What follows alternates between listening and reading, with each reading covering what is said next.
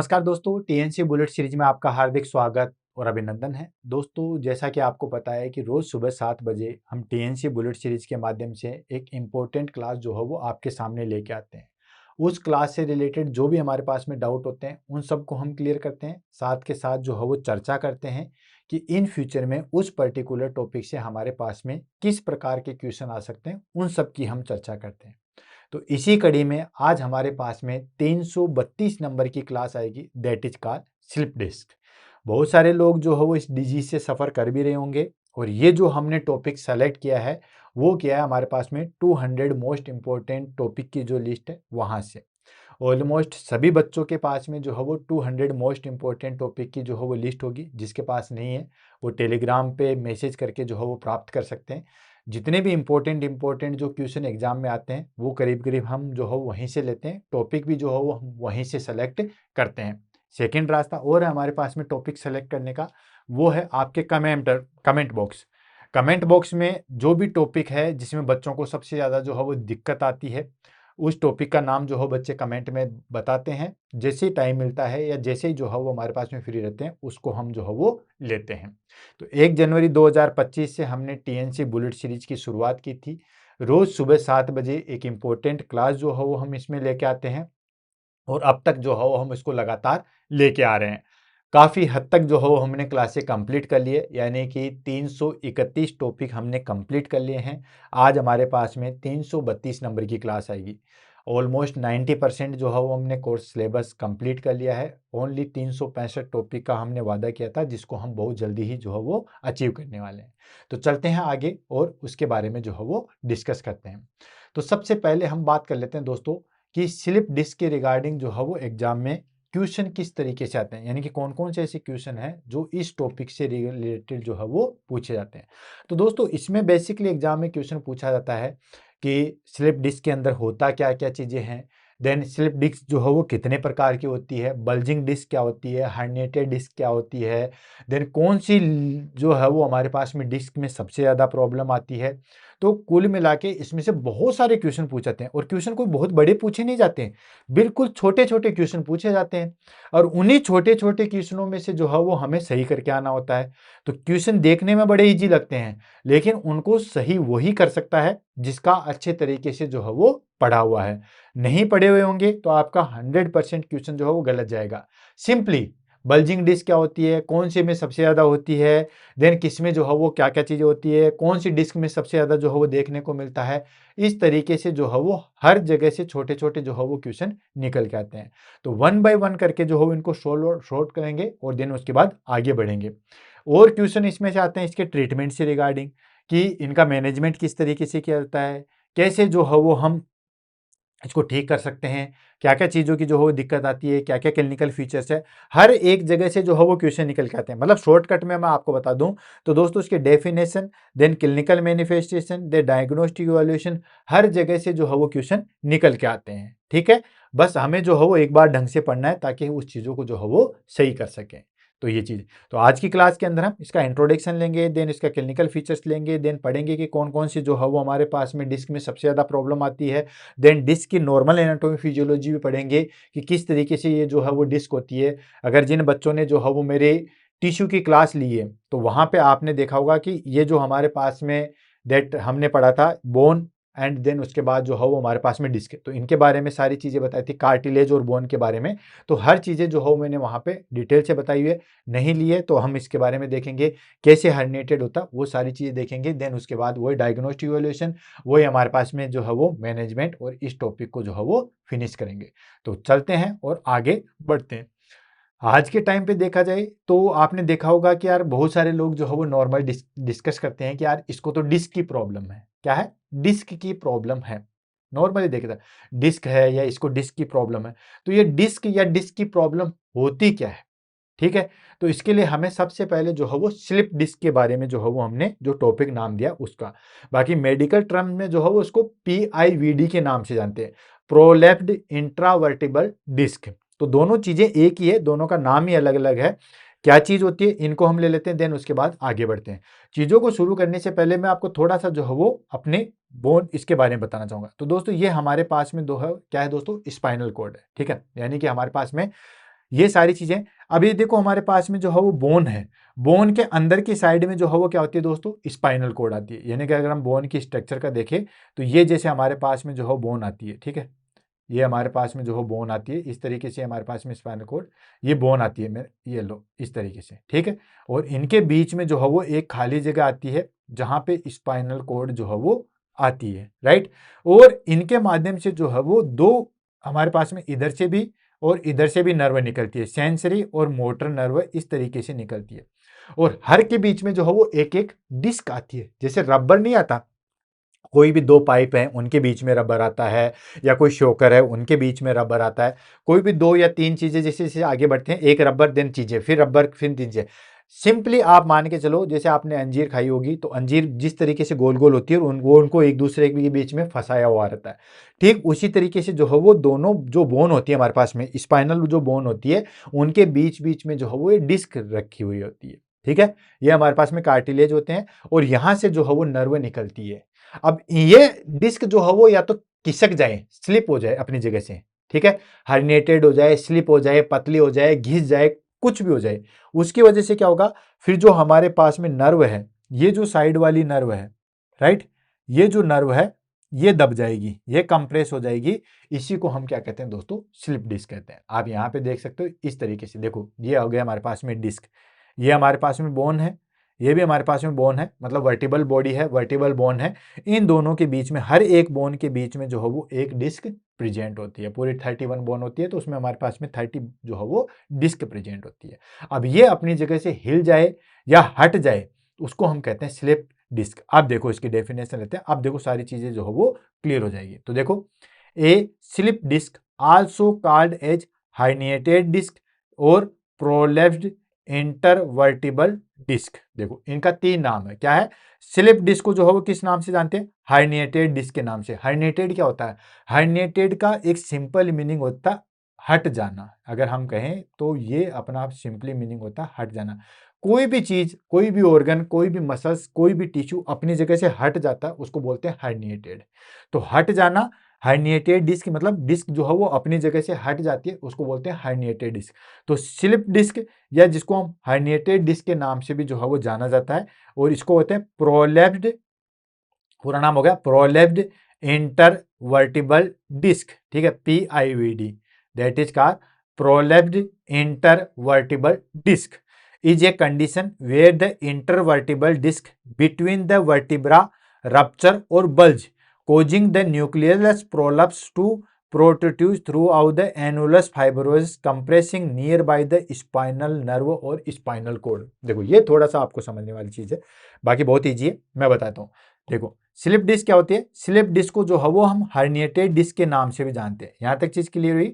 Slip disc is also known as herniated disc, slip disc को herniated disc के नाम से भी जानते हैं और प्रोलेप्स्ड इंटरवर्टिबल डिस्क के नाम से भी जानते हैं। प्रोलेप्स्ड मतलब अपनी जगह से हिल गई है, तो प्रोलेप्स्ड इंटरवर्टिबल डिस्क PIDV के नाम से भी जानते हैं। And it is a condition, और ये जो है वो क्या होती है दोस्तों, कंडीशन होती है जिसके अंदर क्या होता है, intervertebral disc between the vertebral rupture, ठीक है, एंड बल्ज। जो हमारे पास में जैसे ये वर्टिबल कॉलम है, ये वर्टिबल कॉलम है, और इन दोनों के बीच में जो है वो ये डिस्क प्रेजेंट होगी, राइट। अब ये डिस्क जो है वो अपनी जगह से हट जाती है, या बल्ज हो जाती है, या रप्चर हो जाती है, जिसकी वजह से क्या होगा, देखो, causing the nucleolus prolapse to protrude through out the annulus fibrosis. ये हमारे पास में डिस्क है, नॉर्मली अभी पूरी एनाटोमी आएगी। तो डिस्क के दो पार्ट होते हैं, अंदर वाला पार्ट बिल्कुल लिक्विड वाला पार्ट होता है, अंदर वाला पार्ट बिल्कुल लिक्विड जैसा होता है, जिसको हम बोलते हैं एनुलस, एनुलस प्रोपोसस। क्या बोल देंगे दोस्तों, इसको बोलते हैं एनुलस प्रोलस। ये लो, ये हो गया एनुलस प्रोपुलस। जो है वो एनुलस प्रोलस से हटके आगे की तरफ आता है, और वो प्रोट्रूड होके कहाँ जाता है दोस्तों, एनुलस फाइब्रोसिस। ये जो बाहर वाला एरिया है, ये जो बाहर वाला एरिया, इसको बोलते हैं एनुलस फाइब्रोसिस, यहां तक आ जाता है। फिर ये कंप्रेस कर देता है किसको, जो स्पाइनल नर्व और जो स्पाइनल कोड है उसको कंप्रेस करता है। कुल मिला के आपको समझना ये है कि ये वर्टिबल डिस्क जैसे हमारे पास में रबर नहीं होता वैसे होती है। रबर के अंदर वाला जो है वो ज्यादा लचीला होता है, बाहर वाला थोड़ा सा हार्ड होता है। अब ये अपनी जगह से हट के रप्चर होके आगे की तरफ हिल जाएगी, बल्ज हो जाएगी या हट जाएगी, जिसकी वजह से क्या होगा कि जो हमारे पास में इधर से नर्व निकल रही थी, ठीक है, तो ये स्पाइनल कॉर्ड पे या स्पाइनल नर्व पे दबाव बनाएगी। स्पाइनल नर्व पे दबाव बनाएगी तो अब आगे जो स्पाइनल है, सेंसरी है, तो नमनेस जैसा होगा, देन जल्दी से कोई चीज जो है वो गिर नहीं, वहां से जो है वो हमारे पास में नमनेस हो जाएगा, वीकनेस हो जाएगी, पैरालिसिस वाली सी कंडीशन आ जाएगी। तो ये हो गए हमारे पास में इंटरवर्टेड डिस्क के अंदर। समझ में आ गया? तो ये हो गया हमारे पास में हाइनिएटेड डिस्क या फिर स्लिप डिस्क। अब देखो नॉर्मल हम जो है वो डिस्क की एनाटॉमी पढ़ लेते हैं, जो हम बार बार डिस्क कर रहे हैं उसकी एनाटॉमी पढ़ लेते हैं, बहुत अच्छी जो है वो एनाटॉमी है। Intervertebral disc has a 2 part. Intervertebral disc के जो है वो 2 पार्ट होते हैं, कौन कौन सा? एक होता है हमारे पास में न्यूक्लियस पल्पोसस, ठीक है, और नेक्स्ट होता है एनुलस फाइब्रोसस, ठीक है, तो 2 होते हैं। अब नाम से पता चला, ये देखो न्यूक्लियोलस, न्यूक्लियोलस मतलब अंदर वाला, एंड पल्पोसस, पल्पोसस मतलब बिल्कुल पल्पला जैसा। तो ये जैसे मान लो कोई डिस्क है हमारे पास में, ठीक है, तो ये जो अंदर वाला पार्ट हो गया, ये जो अंदर वाला पार्ट हो गया, इसको हम बोलते हैं न्यूक्लियोलस पल्पोसस। ये लो, ये सॉरी यहां नहीं आएगा, ये अंदर तक जाएगा, ये लो, राइट। ये क्या होता है दोस्तों? ये सॉफ्ट होता है एंड जिलेटिनियस सेंटर होता है, शॉक एब्जॉर्बर होता है, मतलब बिल्कुल सॉफ्ट होता है, जिलेटिन का जैसा बना होता है, एंड शॉक एब्जॉर्बर होता है, मतलब शॉक को जो है वो एब्जॉर्ब करता है, राइट। नेक्स्ट आता है हमारे पास में, that is called annulus fibrosis. Annulus fibrosis मतलब ये होता है हमारे पास में टफ होता है एंड फाइब्रस आउटर रिंग। ये जो वाली है, ये आउटर रिंग जो है वो ये वाली इस तरीके से फाइबर्स रिंग जो है बनी होती है, ये हमारे पास में जो है वो दोस्तों टफ होता है, जिसको हम बोलते हैं एनुलस फाइब्रोसिस। समझ में आ गया? अंदर वाला पार्ट जिसको हम न्यूक्लियस पल्पोसस बोलते हैं, वो बिल्कुल लिक्विड जेली जैसा सब्सटेंस आता है। बाहर वाला एनुलस फाइब्रोसिस आता है, वो हमारे पास में जो है वो फाइबर्स रिंग का बनाता, हार्ड बना हुआ होता है, ठीक है। एंड ये क्या करते हैं? Maintain spinal flexibility and observe forces.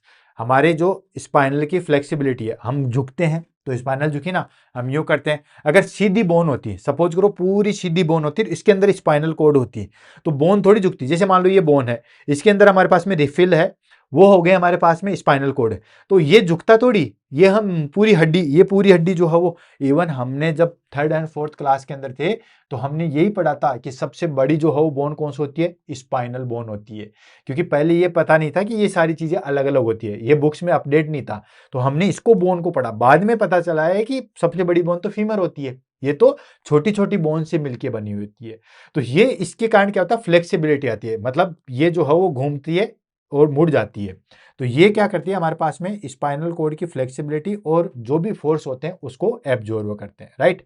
तो ये देखो, ये आ गया हमारे पास में, ये वर्टिबल बॉडी आ गई, ठीक है, और ये वर्टिबल बॉडी आ गई, कोई सी मान लो, C1 मान लो, C2 C3 C4 T1 T2 T3 T12 तक आती है, फिर L1 L2 L3 सैक्रम, ये सब चीजें, तो इनके बीच में ये प्रेजेंट हो गए हमारे पास में दोस्तों, that is called intervertebral disc. अब ये इंटरवर्टिबल डिस्क को अगर हम हॉरिजॉन्टल काटे, सुपीरियर व्यू देखें इसका, तो सुपीरियर व्यू में देखेंगे तो ये आ गया, तो देखो, देख रहे हो आप, ये तो बाहर वाला पार्ट हो गया है, जिसको हम बोलते हैं that is called annulus fibrosis, और ये अंदर जिलेटिन वाला जैसा सब्सटेंस आएगा, इसको बोलते हैं न्यूक्लियस पल्पोसस, ठीक है। तो ये हो गया हमारे पास में, और ये इंट्रावर्टिबल फोरामेन होता है, जहां से नर्व जो है वो निकलती है, नर्व जो है वो निकलती है, ये हो गया हमारे पास में इंटरवर्टिबल फोरामेन, और ये वर्टिबल बॉडी, राइट। तो ये इसकी स्ट्रक्चर।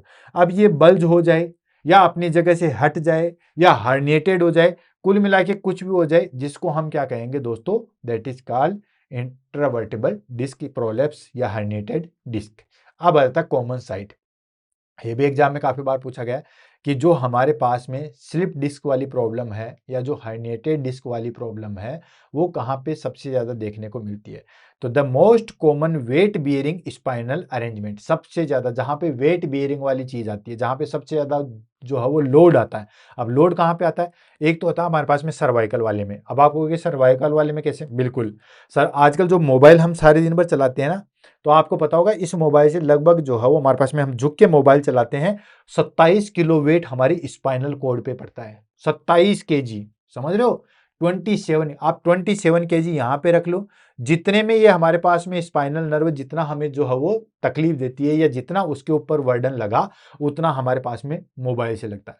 प्लस दूसरी चीज लंबर वाला, सबसे ज्यादा आपको लंबर में देखने को मिलेगा। जो भी पर्सन आता है स्लिप डिस्क की तो कहता है कि यहाँ पे जो है वो दर्द है या यहाँ पे जो है वो डिस्क किसकी हुई है। तो ये हो गया हमारे पास में, दैट इज कॉल्ड लंबर। तो ये दोनों जो है वो हमारे पास में सबसे ज्यादा होते हैं, लंबर में सबसे ज्यादा जो है वो प्रेजेंट होता है। तो ध्यान रखना, दोनों को अच्छी तरीके से रट लेना। सबसे पहले सर्वाइकल नेक रीजन में, नेक में भी कौन सा C6 और C5 C6 में और C6 C7 में होता है। फिर 7 के बाद में नहीं होगा। क्यों नहीं होगा? क्योंकि फिर हमारे पास में थोरेसिक जो है वो चालू हो जाती है। अब थोरेसिक चालू हो जाती है तो थोरेसिक जो है वो हमारे पास में रिब्स से आगे की साइड में जुड़ी हुई है, तो वहां पे इतना वर्डन जो है वो नहीं पड़ता है। नेक्स्ट आता है लंबर, जिसको लोअर बैक कहते हैं। लंबर में हमारे पास में L4 L5 या L5 और सैक्रम 1 सबसे मोस्ट कॉमन होता है। ध्यान रखना, काफी बार एग्जाम में पूछा गया स्लिप डिस्क की सबसे ज्यादा प्रॉब्लम कहाँ होती है। तो दोस्तों L1 L4 L5 में और L5 S1 में सबसे ज्यादा होती है, और C6 C5 में और C6 C7 में सबसे ज्यादा जो है वो देखने को मिलती है। ध्यान रखना, उसके बाद सबसे ज्यादा इसमें, उसके बाद ये हमारे पास में सेकेंड मोस्ट है। और मैं कहता हूं इन फ्यूचर में अब नेक्स्ट टाइम पे हमारे पास में सेकेंड वाले को ज्यादा पूछा जाएगा। नेक्स्ट, तो ये आप देख सकते हो, ये हमारे पास में जो है वो सर्वाइकल बॉडी है, अलग अलग हो गई। सर्वाइकल में C1 से लेके C7 तक होता है, थोरेसिक में T1 से लेके T12 तक होता है। लंबर में हमारे पास में जो है वो दोस्तों L1 से लेके L5 होता है। ये आपको 11 लिख रहा है, ये 11 नहीं है, ये एक्चुअली L1 है। क्या है दोस्तों? L1 है, राइट।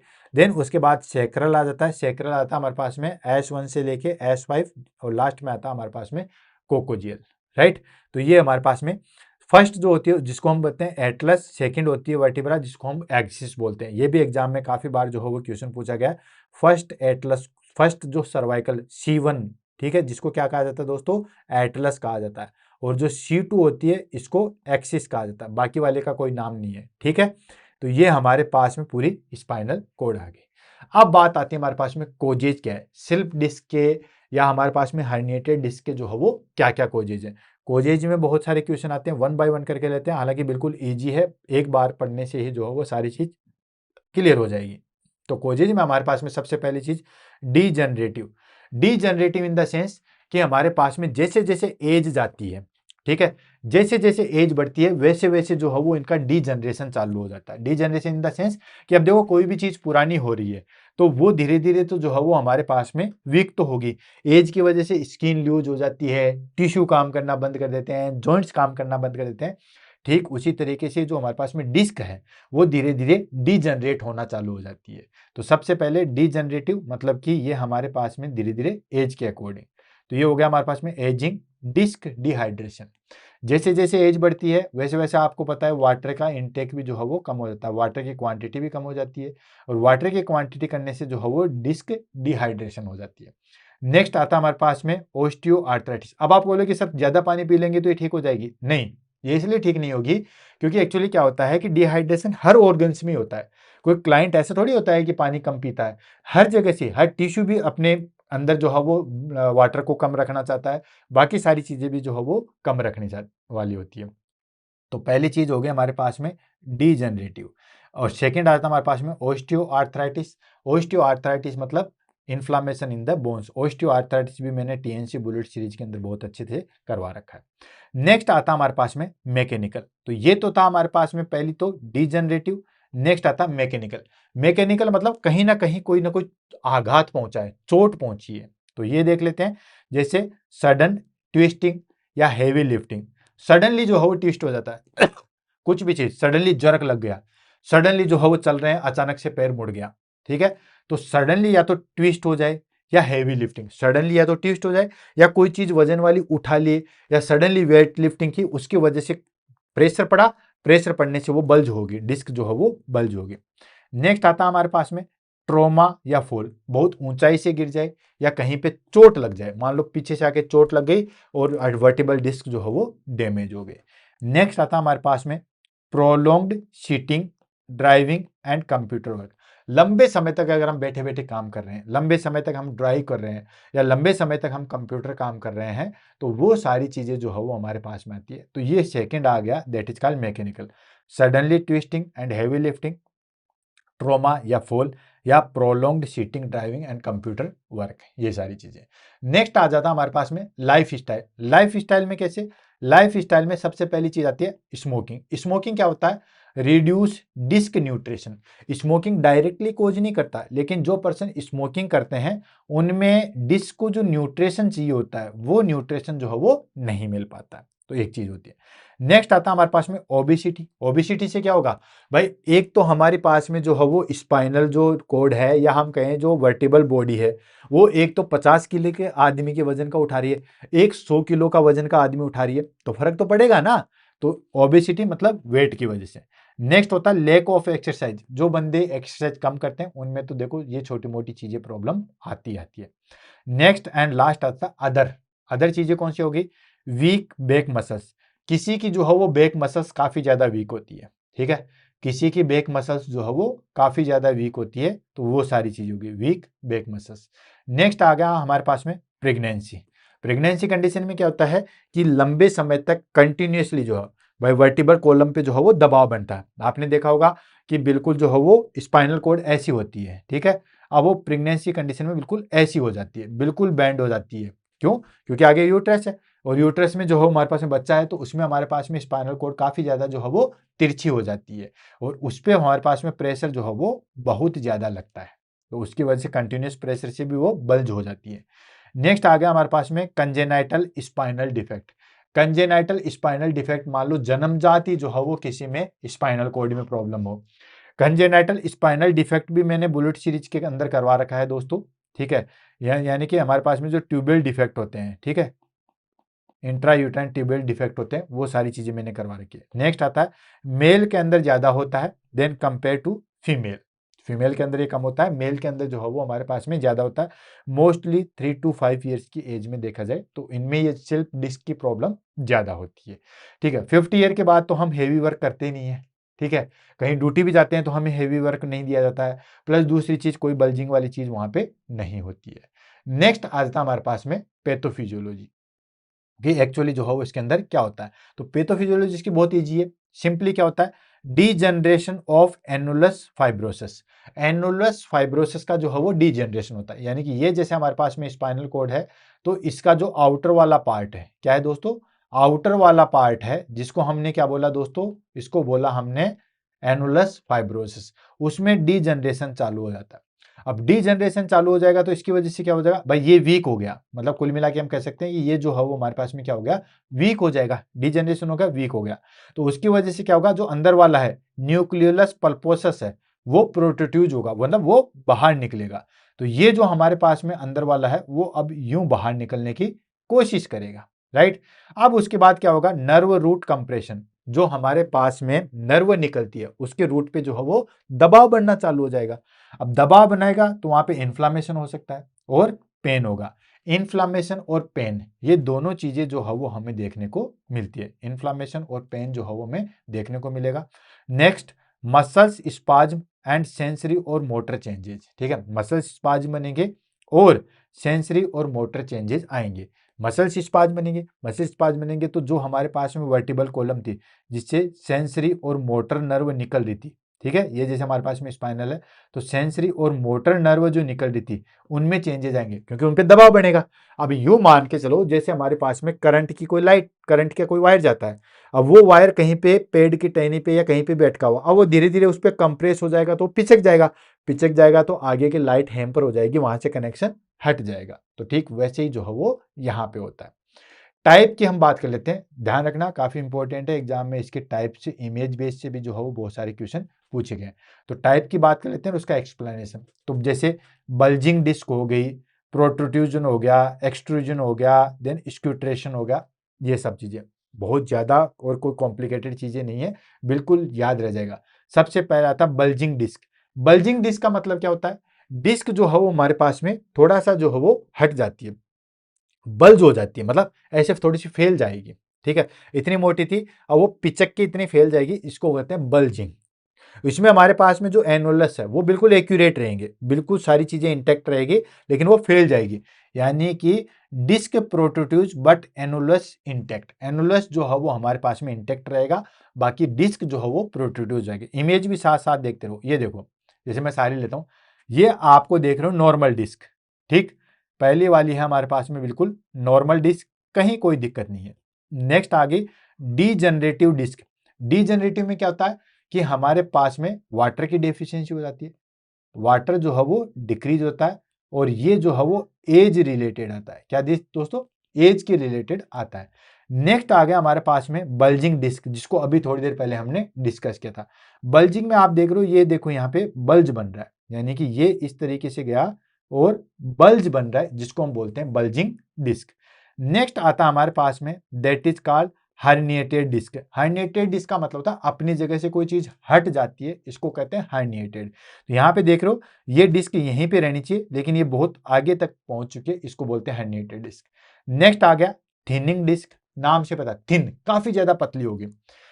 बहुत ज्यादा पतली हो जाएगी तो वैसे ही नर्व जो है वहां पे डैमेज जैसा हो जाएगा, तो वो बहुत ज्यादा पतली हो गई, मतलब थिनिंग डिस्क। एंड लास्ट आता है डिस्क डीजनरेशन विथ ओस्टियोफाइटिक फॉर्मेशन, यानी कि डिस्क का डीजनरेशन भी हो सकता है और ओस्टियोफाइटिक फॉर्मेशन हो जाएगा, मतलब यहाँ पे जो बोन वाला एरिया है वो भी यहाँ पे जो है वो अटैच हो जाएगा। तो ये हमारे पास में कुछ टाइप है, फटाफट हम देख लेते हैं। नेक्स्ट आ गया प्रोट्रूजन। प्रोट्रूजन में क्या होता है, पार्शियल टीयर ऑफ एनुलस, ठीक है, थोड़ा सा जो है वो एनुलस है उसका टीयर हो जाता है, उसका ब्रेक डाउन हो जाता है। नेक्स्ट आता है एक्सट्रूजन। एक्सट्रूजन में क्या होता है, nucleolus pulposus escape through out the annulus, यानी कि ये जैसे हमारे पास में वर्टिबल डिस्क थी, अंदर में ये हमारे पास में जो है वो न्यूक्लियस पल्पोस था, ये न्यूक्लियोलस पल्पोस जो है वो फैल के यहाँ तक बाहर निकल जाता है, यानी कि अपनी जगह से हटके यहां बाहर भी निकलने लग जाएगा एनुलस आउटर से, तो फाइब्रोसिस से वहां से भी बाहर निकल जाएगा, इसको हम कहते हैं एक्सट्रूजन। और लास्ट आता है हमारे पास में दैट इज का sequestration, free fragment separated. Free fragment separated मतलब चीजें जो है वो दोनों अलग अलग हो जाएगी। तो ये हमारे पास में कुछ टाइप है, इमेज बेस पे देखोगे तो ज्यादा चीज समझ में आ जाएगी। पहले नॉर्मल डिस्क को हमने डिस्कस किया था, फिर उसके बाद डीजनरेटिव डिस्क को डिस्कस किया, देन बल्जिंग को किया, देन हर्निएटेड को किया, देन थिनिंग को किया, और फिर डिस्क डीजनरेशन विथ ओस्टियोफाइटिक फॉर्मेशन। ये इसके जो है वो टाइप हो गए। अब बात आती है हमारे पास में क्लिनिकल फीचर्स। कोई भी पर्सन या किसी भी पर्सन को जो है वो स्लिप डिस्क की प्रॉब्लम है, तो उसमें क्या क्या फीचर्स हमें देखने को मिलते हैं। तो सबसे मोस्ट इंपॉर्टेंट तो हमारे पास में क्लिनिकल फीचर्स आता है, that is called back pain. किसी भी पर्सन को देखो, स्लिप डिस्क वाला पर्सन आएगा तो उसमें बैक पेन तो रहेगा, उसको जो है वो बैक पेन रहेगा। Severe low back pain radiating the leg sciatica in lumbar cases, ध्यान से समझ से ये देखिए, severe low back pain radiating to leg, severe back pain होगा, फिर वो रेडिएटेड होगा और फिर अंदर पैरों तक जाएगा, जिसको हम साइटिका का दर्द भी कहते हैं। ये भी आपने देखा होगा, स्लिप डिस्क में कई बार बोल देते हैं साइटिका दर्द, ठीक है, साइटिका। इवन आप न्यूज़पेपर देखोगे या हर कोई जो है वो ऑयल की एडवर्टाइजमेंट आता है, उसमें ये चीज जरूर आती है। तो severe low back pain radiate to leg sciatica in lumbar cases. And अगर नेक वाला होगा तो neck pain radiate to arm cervical cases. Cervical cases में तो क्या होता है, यहाँ पे दर्द होगा और वो फिर हमारे पास में जो है वो दोनों हाथों में आएगा, राइट, या जिस साइड से बल्जिंग हुई है उस साइड के हाथ में आएगा। और अगर लंबर वाले में है तो सीवियर बैक पेन होता है, और वो बैक पेन जो है वो हमारे पास में आगे पैरों में जाएगा। ये हो गया हमारे पास में बैक पेन। देन उसके बाद न्यूरोलॉजिकल सिम्टम्स। न्यूरोलॉजिकल सिम्टम्स क्यों, ऑफ कोर्स अब हमारे पास में कंप्रेशन हो चुका है, तो कंप्रेशन हो चुका है तो अब दबाव किस पे बना, नर्व पे बना, नर्व पे दबाव बना, नर्व पे दबाव बना, तो उसमें फिर नर्व में क्या क्या चीजें आती है, नर्व पे जब दबाव बनने लगा तो क्या क्या न्यूरोलॉजिकल सिम्टम्स आते हैं उसको हम ले लेते हैं। तो पहला आता है टिंगलिंग एंड नमनेस, ठीक है, बिल्कुल टिंगलिंग सेंसेशन होता है और नमनेस होती है। And burning sensation, burning sensation बिल्कुल जलन वाली जो है वो सेंसेशन होगा। मसल्स वीकनेस हमें देखने को मिलेगी and decrease reflexes, nerve compress हो रही है तो रिफ्लेक्स जो है वो हमारे पास में फिर डिक्रीज हो जाएंगे। तो ये हो गया न्यूरोलॉजिकल सिम्टम्स। कौन कौन से हो गए, पहला बैक पेन तो हमें देखने को मिलेगा, या पेन तो हमें देखने को मिलेगा, हम बैक पेन नहीं बोलेंगे। अगर लंबर वाले में दिक्कत है तो हमें जो है वो बैक पेन मिलेगा, और अगर सर्वाइकल है तो नेक पेन हमें देखने को मिलेगा। वैसे भी 90% जो है वो बैक पेन ही देखने को मिलता है। तो चारों हो गया हमारे पास में, that is called tingling, numbness, burning sensation, muscles weakness and decrease reflexes. Next आ जाता है हमारे पास में क्या क्या साइन है, पॉजिटिव क्या क्या साइन है उसको हम देख लेते हैं, कैसे हम कंफर्मेशन हो जाएंगे कि हाँ इसको जो है वो साइटिका का ही जो है वो दर्द है। तो पहला आ गया हमारे पास में टेस्ट, जिसको बोलते हैं स्ट्रेट लेग राइजिंग टेस्ट। ठीक है, इसको लेस्युग्यू साइन भी जो है वो बोला जाता है।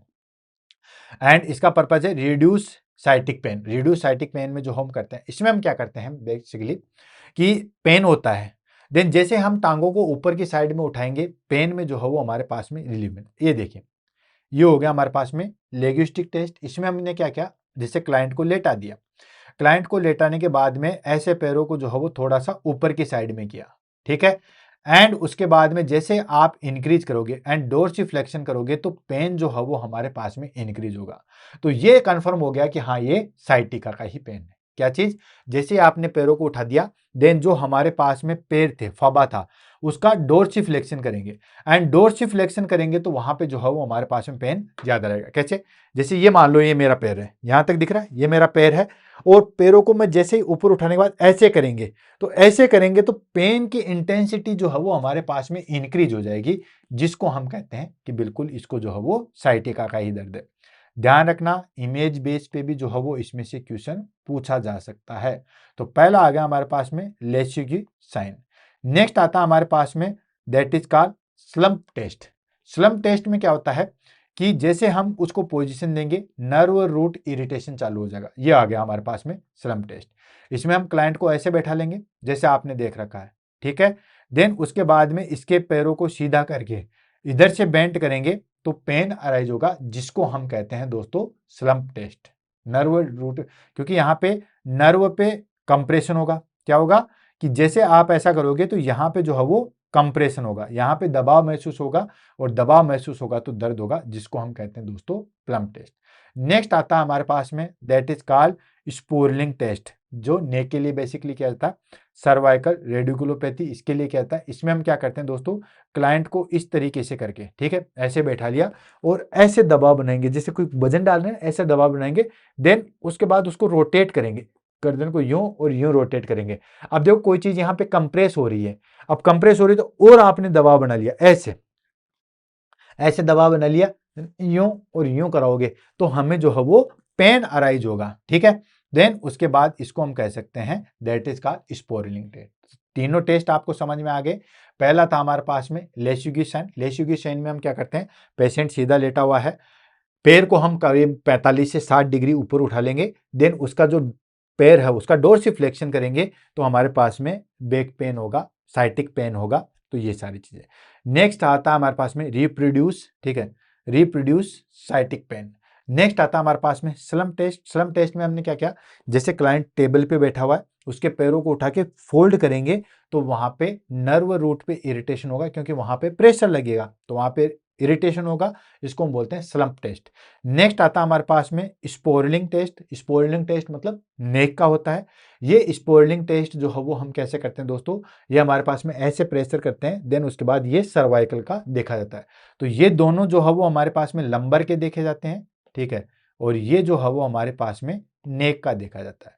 इमेज बेस पे भी क्वेश्चन पूछे जा सकते हैं और वैसे घुमा के भी क्वेश्चन पूछा जा सकते हैं कि ऐसा ऐसा है तो इसमें कौन सा टेस्ट जो है वो किया जाता है। क्लियर। नेक्स्ट आ जाता है हमारे पास में दैट इज का रेड फ्लैग साइन।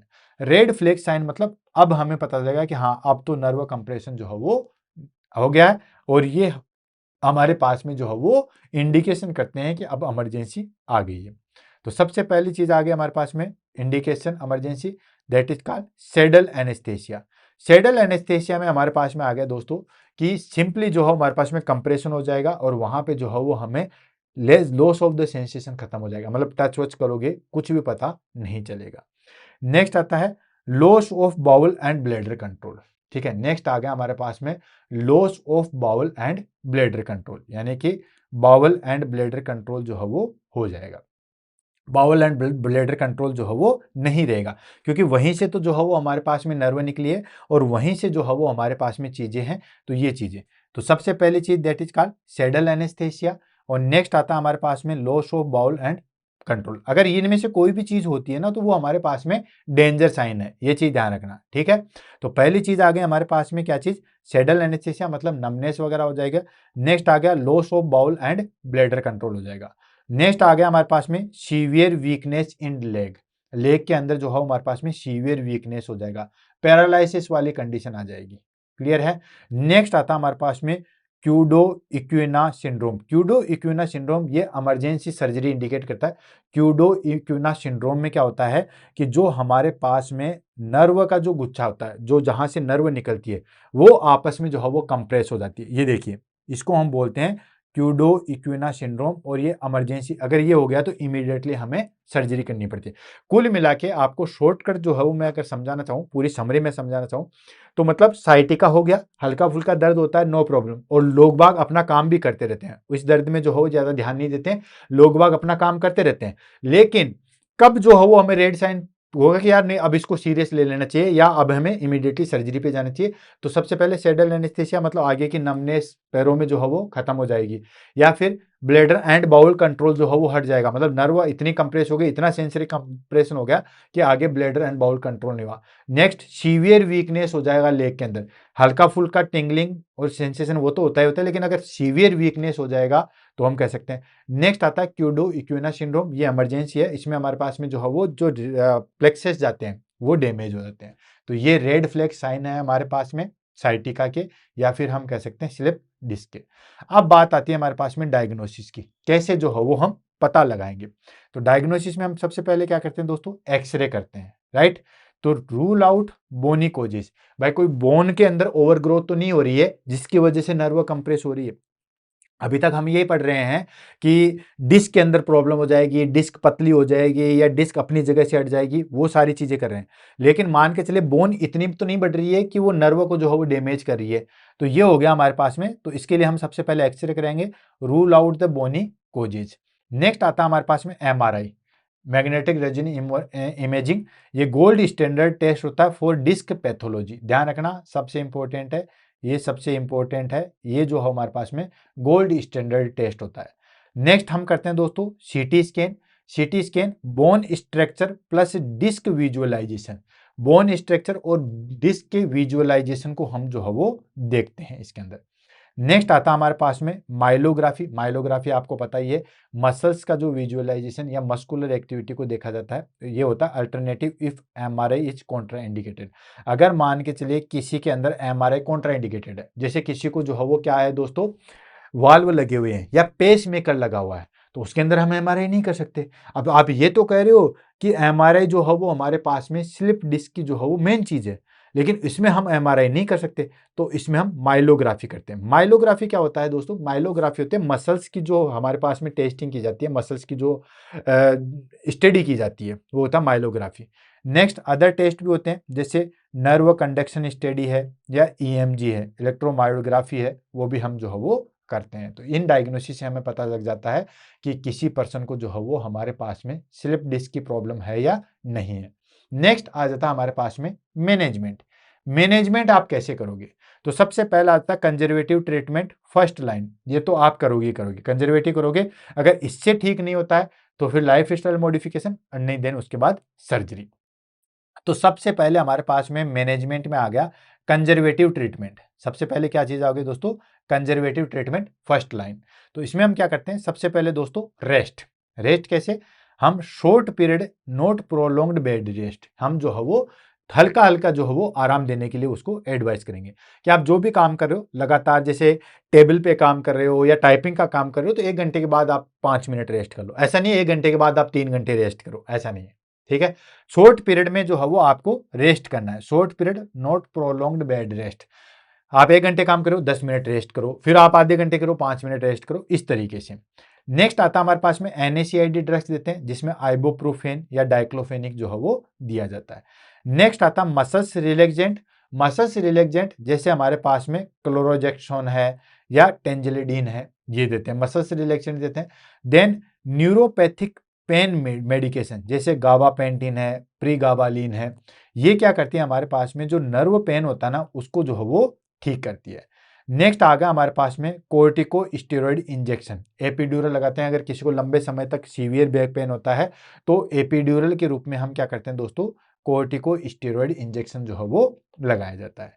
नेक्स्ट आ गया हमारे पास में IFT, that is called interferential therapy या हीट थेरेपी देते हैं। आपने देखा होगा कि पैचेज लगा के हीट थेरेपी जो है वो दी जाती है। नेक्स्ट फिजियोथेरेपी करते हैं। फिजियोथेरेपी काफी मस्ट है, जिसमें McKenzie's exercise, core stretching and hamstring stretching जो है वो की जाती है। अब देखो इनको हम ले लेते हैं। अब ये सारी एक्सरसाइज जो हो वैसे मैंने देख रखी थी, मैंने शायद इमेज भी बनाई होगी हैमस्ट्रिंग की, ये सब चीज़ें। चलो देखता हूँ, देखिए अगर इमेज की है तो ये सारी चीज़ें ये आ गई। ठीक है, ये मैं यहीं पे ले लेता हूँ कट करके, ये लो यहाँ पे करेंगे, यहीं पे हम ले लेते हैं सारी एक्सरसाइज को। इसमें हम क्या करते हैं, एक्सरसाइज जो है वो हम करवाते हैं। यहीं पे क्यों आ रहा है, अब आएगा पेपर का, ये ले हो गया, ये हो गया हमारे पास में इस तरीके से। ठीक है, इस तरीके से हम जो है वो एक्सरसाइज वगैरह जो है वो करवाते हैं।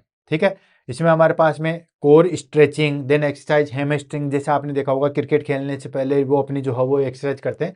तो ये सारी की सारी जो है वो हमारे पास में आ गया मैनेजमेंट। नेक्स्ट आता है हमारे पास में life style modification. Life style modification में जो है वो हमारे पास में आता है दोस्तों, लाइफ स्टाइल मॉडिफिकेशन में हम क्या करते हैं, लाइफ स्टाइल मॉडिफिकेशन में अवॉइड बैंडिंग एंड लिफ्टिंग। बहुत ज़्यादा जो हो वो बैंड नहीं होना है किसी भी चीज़ के लिए। कई बार हम कोई चीज़ उठाते हैं इन सब चीज़ों के लिए, तो बहुत ज़्यादा जो है वो बैंड नहीं होना है। नेक्स्ट आता है पोस्चर करेक्शन। पोस्चर करेक्शन का मतलब हो गया हमारे पास में कि हमारी पोजीशन, जो हम बैठते हैं, जो हम चेयर यूज ले रहे हैं, कई बार हम सस्ते के चक्कर में 200-300 वाली चेयर लेते हैं, उसी पे टाइपिंग का काम करते हैं, तो वो चीज़ नहीं होनी चाहिए। चेयर जो हो बिल्कुल एक्यूरेट, जिस तरीके से पोजीशन वाली होनी चाहिए वो लेके आनी चाहिए। नेक्स्ट वेट रिडक्शन, ओबेसिटी को कम करना चाहिए। जितना कम वेट हमारी जो है वो बोन उठाएगी, उतना ही उसमें कंप्रेशन कम होगा।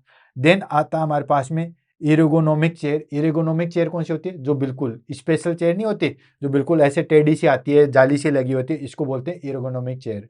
वो सारी चीजें करते हैं। नेक्स्ट आता है हमारे पास में लंबर सपोर्ट बेल्ट, टेम्परेरी। हमेशा जब भी अगर किसी को हल्का फुल्का दर्द है तो टेम्परेरी बेल्ट लगा के जो है वो रखना चाहिए, लंबर सपोर्ट बेल्ट जो है वो रखना चाहिए। तो ये हो गया हमारे पास में, that is called life style modification. ठीक है, लंबर सपोर्ट बेल्ट या टेम्परेरी जो हम यूज करते हैं। तो क्या क्या चीजें की, avoid bending and lifting, postural correction किया, वेट रिडक्शन किया एंड एर्गोनोमिक चेयर जो है वो कंप्लीट किया। नेक्स्ट आ जाता है हमारे पास में, that is called indication for surgery. Surgery के लिए जो है वो क्या क्या इंडिकेशन होते हैं उसको हम ले लेते हैं। तो सर्जरी के लिए जो है वो हमारे पास में इंडिकेशन आ गया फेल्ड कंजर्वेटिव थेरेपी। ठीक है, जब कंजर्वेटिव थेरेपी जो है वो हमारे पास में फेल्ड हो जाती है तो उसके बाद हम करते हैं 6 to 12 week. Then progressive neurological deficit, क्या क्या चीजें हैं, अगर हमारे पास में जो कंजर्वेटिव थेरेपी थी ये वाला, ठीक है, तो ये कंजर्वेटिव ट्रीटमेंट अगर हमारे पास में फेल हो जाता है, ठीक, तो हम करते हैं। देन उसके बाद में आता है हमारे पास में progressive neurological deficit. Progressive neurological मतलब धीरे धीरे आगे कंडीशन खराब ही होती जा रही है, आगे आगे नर्व जो है वो हमारे पास में कंप्रेस होती ही होती जा रही है। या फिर क्यूडा इक्वेना सिंड्रोम, जो कि इमरजेंसी कंडीशन है, जो प्लेक्सस है वो ज्यादा डैमेज हो गए, जो कि मैंने आपको इमेज बेस पे थोड़ी देर पहले देखा था, अगर वैसी वाली कंडीशन आ जाएगी। या severe pain affecting daily activity, इतना सीवियर पेन हो गया कि हम डेली एक्टिविटी नहीं कर सकते, हम अपना रूटीन नहा धो नहीं सकते, हम नॉर्मली बैठ के खाना नहीं खा सकते, अगर ये वाली कंडीशन आ जाएगी तो फिर हम सर्जरी करते हैं। पहली चीज हमेशा ध्यान रखना, स्लिप डिस्क में डायरेक्टली जो है वो सर्जरी एडवाइस नहीं की जाती है। कब की जाती है, सबसे पहले अगर कंजर्वेटिव ट्रीटमेंट फेल हो चुका है, आपने 6 से 12 वीक तक लिया फिर भी जो है वो फेल हो चुका है। नेक्स्ट आ गया हमारे पास में, that is called progressive neurological deficit, धीरे धीरे आगे जो है वो न्यूरोलॉजिकल डेफिशिएट हो रहा है। देन क्यूडा इक्विना सिंड्रोम आ जाता है, तो उस कंडीशन में, और अगर सीवियर पेन है जिसमें हमारी डेली एक्टिविटी भी अफेक्ट हो रही है, तो हम सर्जरी करते हैं। तो सर्जिकल प्रोसीजर में हमारे पास में बेसिकली जो है वो हम 3 सर्जिकल प्रोसीजर जो है वो फॉलो करते हैं। सर्जिकल प्रोसीजर बहुत ईजी है, इसमें ज़्यादा कुछ भी नहीं है। पहला आ गया हमारे पास में, दैट इज क्लो माइक्रो डिस्टेक्टोमी। ठीक है, पहला आ गया हमारे पास में माइक्रो डिस्टेक्टोमी। इसमें हम क्या कर लेते हैं, जो भी हाइनिएटेड पार्ट है डिस्क का उसको रिमूव कर देते हैं, यानी कि रिमूवल ऑफ हाइनिएटेड पार्ट। तो देखो, माइक्रो मतलब छोटा, डिस्क डिस्क आप जानते हो, एंड एक्टोमी मतलब कट करके बाहर निकाल देना। टोमी एंड एक्टोमी दोनों का मैंने डिफरेंशिएट आपको बताया। एक्टोमी मतलब कट करके बाहर निकाल देना, डिस्क को तो जो भी हमारे पास में हर्निएटेड पार्ट था उसको कट करके बाहर निकाल दिया, इसको बोलते हैं माइक्रोडिस्केक्टोमी। नेक्स्ट आता है हमारे पास में लेमिनेक्टोमी। लेमिनेक्टोमी में क्या होता है, removal of lamina of to relieve pressure. जो लेमिना है उसको रिमूव कर देंगे तो उसकी वजह से क्या होता है कि जो हमारे पास में नर्व के ऊपर जो प्रेशर लग रहा था वो अब ठीक हो जाएगा। नर्व के ऊपर जो प्रेशर लग रहा था वो अब जो है वो ठीक हो जाएगा। नेक्स्ट आता है एंडोस्कोपिक डिसेक्टोमी। एंडोस्कोपिक डिसेक्टोमी इन्हीं दोनों का पार्ट है, बट ये एंडोस्कोपी क्या होता है, ये मिनिमल इन्वेजिव होता है। मतलब कोई भी जो है वो हमारे पास में दैट इज कॉल्ड एंडोस्कोपिक माध्यम से, जैसे लेप्रोस्कोपी करते हैं, एंडोक्टोमी करते हैं, तो वो हमारे पास में सर्जरी की जाती है। इसमें हमारे पास में कट पिटना जो है वो कम होता है। तो ये आ गया हमारे पास में सर्जिकल ऑप्शन, राइट। नेक्स्ट आ जाता है हमारे पास में कॉम्प्लिकेशन। स्लिप डिस्क के जो है वो क्या क्या कॉम्प्लिकेशन हो सकते हैं। तो पहला कॉम्प्लिकेशन आ जाएगा chronic pain. Of course chronic pain होता है, बिल्कुल सीवियर, लंबे समय तक जो है वो हमारे पास में लंबे समय तक पेन होता है। नेक्स्ट, अगर आपने ठीक नहीं किया गया तो नर्व भी जो है वो डैमेज हो जाती है। नर्व जो है हमारे पास में डैमेज होगी क्योंकि लगातार कंप्रेशन बना रहेगा, दोनों बोन के बीच में जो है वो नर्व डैमेज हो जाएगी। मसल्स वीकनेस, पैरालिसिस वाली कंडीशन आती है। अब देखो, नर्व सप्लाई में हमारे पास में नर्व जो हो वीक हो चुकी है, आगे सेंसेशन हो चुका है, तो ये हमारे पास में मसल्स वीकनेस एंड पैरालिसिस वाली कंडीशन आ जाएगी। नेक्स्ट आता है रिकरेंट हर्निएशन, बार बार जो है वो हर्निया हो जाएगा। तो ये कुछ कॉम्प्लिकेशन है जो हमें देखने को मिलती है। Chronic pain, next nerve damage, next muscles weakness या पैरालिसिस, नेक्स्ट रिकरेंट हर्निएशन, ये हमारे पास में जो है वो कॉम्प्लिकेशन। अब बात कर लेते हैं हमारे पास में प्रिवेंशन की, कि इस स्लिप डिस्क से हम कैसे जो है वो बचा जा सकता है। तो सबसे पहले आता है गुड पोस्चर। जब भी बैठो ऐसे नहीं, ऐसे करके बैठ दो, ऐसे नहीं, बिल्कुल आपको जो है वो अपनी पोजीशन जो है वो प्रॉपर रखनी है। Lift object with knee note back, ये भी है आपको पता। कोई भी चीज उठा रहे हो तो घुटनों से उठाओ, न कि रीढ़ की हड्डी से जोर लगा के उठाओ। बैक से नहीं उठाना है, कोई भी चीज उठानी है तो घुटनों से उठाओ, न कि बैक से। नेक्स्ट आता है regular exercise and back stretching, ठीक है। यानी कि रेगुलर एक्सरसाइज होनी चाहिए और जो बैक स्ट्रेचिंग है, जो हमारे पास में एक्सरसाइज है, वो करनी चाहिए। हेल्दी वेट, जब भी वजन उठाना है, मान लो आपको 50 किलो कहीं लेके जाना है, 40 किलो लेके, तो 2 बार में ले जाओ, 3 बार में ले जाओ, लेकिन ऐसा नहीं है कि एक बार में ही जो है वो आप उठा के उसको लेके जाओ। Next, avoid smoking. स्मोकिंग जो है वो अवॉइड कर दोगे तो न्यूट्रिशन प्रॉपर रहेगा। क्यों? क्योंकि स्मोकिंग के कारण जो है वो हमारे पास में डिस्क के अंदर न्यूट्रिशन प्रॉपर नहीं होता है। नेक्स्ट आता है एर्गोनॉमिक वर्क प्लेस सेटअप। जो हम काम कर रहे हैं वो बिल्कुल हमारे हेल्थ के एनवायरनमेंट के हिसाब से होना चाहिए। तो good posture, lift object with knee not back, regular exercise and stray healthy weight, avoiding smoking and ergonomic work place से हम जो है वो स्लिप डिस्क से बचे जा सकते हैं। नेक्स्ट आ जाता है हमारे पास में नर्सिंग मैनेजमेंट, और इस टॉपिक को जो है वो फिनिश करते हैं। नर्सिंग मैनेजमेंट हम इसी में ले लेते हैं। सबसे पहले हम असेसमेंट करेंगे। असेसमेंट में हम क्या करेंगे, भाई पेन कितना हो रहा है, कैसे रेडिएट हो रहा है, पेन का लेवल क्या है, वो सारी चीज़ों को हम असेस करेंगे। पेन स्केल को देखेंगे, वो सारी चीज़ें। मोबिलिटी देखेंगे, ऑफ कोर्स मोबिलिटी मतलब कितना जो है मूवमेंट हो रहा है, वो सारी चीज़ें। एंड न्यूरोलॉजिकली स्टेटस हम देखेंगे, कितना नमनेस है, क्या है, क्या, ये सारी चीज़ें। Next, positioning. पोजिशनिंग मतलब क्लाइंट को हम कैसे रखेंगे, सेमी फाउलर्स में रखेंगे, या लॉग रोलिंग में, या फ्राइम मैटर्स, बिल्कुल हल्का फुल्का मैटर्स जो है वो रखेंगे। तो क्लाइंट को ध्यान रखना, या तो सेमी फाउलर में या लेग रोलिंग कंडीशन में जो है वो रखा जाता है। नेक्स्ट आ गया हमारे पास में पेन मैनेजमेंट। पेन मैनेजमेंट हम क्या देते हैं दोस्तों, एनाल्जेसिक देते हैं, वार्म कंप्रेशन देते हैं, गर्म शिकायत करते हैं, टेंस, टेंस भी जो है वो किया जाता है। आपने देखा होगा टेंस थेरेपी जो है वो दी जाती है। तो टेंस थेरेपी में आपको पता ही है, हमारे पास में छोटे छोटे पैचेज लगा के ट्रांस एक्सटर्नल जो सेंसेशन दिया जाता है, वो सारी चीजें। देन उसके बाद आता है हमारे पास में that is called activity. Activity की अगर हम बात करें तो gradual mobilisation, avoid bending and lifting. धीरे धीरे हमें एक्टिविटी को जो है वो इंक्रीज करना है, ठीक है। और एजुकेशन में हम क्या देंगे दोस्तों, पोस्चर, एक्सरसाइज और वेट कंट्रोल। यानी कि नॉर्मल आपको पोस्चर रखना है, एक्यूरेट पोस्चर, प्रॉपर जो है वो एक्सरसाइज होनी चाहिए, और वेट जो है वो कंट्रोल होना चाहिए। क्लियर है? तो ये हमारे पास में नर्सिंग मैनेजमेंट है। अब फटाफट इसके इंपॉर्टेंट पॉइंट्स लेते हैं और इस टॉपिक को जो है वो फिनिश करते हैं। तो इंपॉर्टेंट पॉइंट्स में हमारे पास में आ गया, मोस्ट कॉमन साइट कौन कौन सी होती है दोस्तों, L5, L4, L5 and L5S1, ठीक है। इसके साथ साथ कौन सी होती है हमारे पास में, C5, C6, and C6 and C7। ठीक है, ये सेकेंड मोस्ट है, ये फर्स्ट है हमारे पास में, ये हमारे पास में सेकेंड मोस्ट है। गोल्ड स्टैंडर्ड इन्वेस्टिगेशन कौन सा था? MRI। ठीक है, अगर MRI कॉन्ट्रा इंडिकेटेड है, जैसे किसी को पेस मेकर लगा हुआ है या अंदर किसी को मैग्नेट वाली कोई चीज लगी हुई है, किसी को जो है वो बोन के अंदर शाफ्ट लगी हुई है, नेल लगी हुई है, तो फिर हम माइलोग्राफी करते हैं। तो फिर हम क्या करते हैं दोस्तों?